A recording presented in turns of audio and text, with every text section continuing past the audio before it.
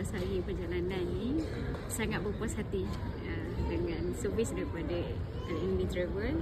Ni dapat sofa hotel sangat mudah lah untuk menunaikan umrah, ziarah Taif, mengenal tempat bersejarah Rasulullah SAW. Dan di Madinah sangat dekat dengan Masjid Nabawi. Best sangat lah, best sangat. InsyaAllah kalau ada rezeki sekali lagi berkunjung ke Makkah dan Madinah bersama Al-Ilmi Travel lagi. Ini satu pengalaman yang sangat bagus dan sangat indah lah untuk saya. Banyak pengalaman yang manis, tak terkata lah, sangat seronok lah dengan mereka ni. Walaupun macam mula-mula macam so tired, tapi sebab pengalaman macam ni memang kita perlukan tenaga kan, pengorbanan tidur kami.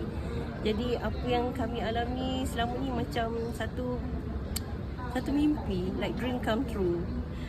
Jadi tetamu Allah ni satu impian pada setiap orang kan, dan ini adalah salah satu impian saya. Dan saya datang sini dengan suami dan kami sangat happy kat sini.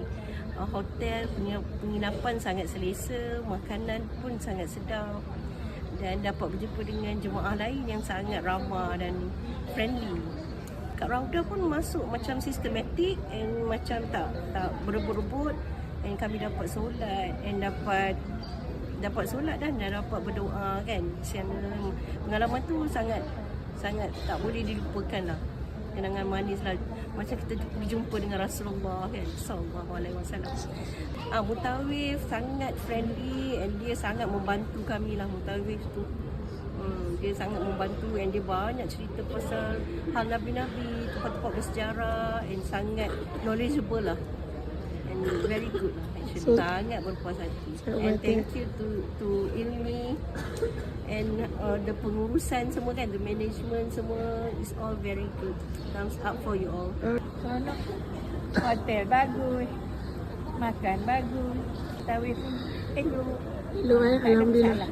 Sebelum saya Al-Ilmi ni, saya telah survey dulu lah berapa tempat. Jadi fikir-fikir balik, Al-Ilmi bagi harga yang berpatutan. Lepas tu dekat dengan Masjidil Haram, betul, senang nak uruskan emak. Jadi segala-gala peluang yang disediakan Al-Ilmi, alhamdulillah senang untuk berkomunikasi dengan mutawif dan juga ejen. Jadi alhamdulillah semua telah selesai. Alhamdulillah segalanya berjalan lancar. Mutawif punya penceritaan dia, tahu sirah apa semua okey? Okey. Okey.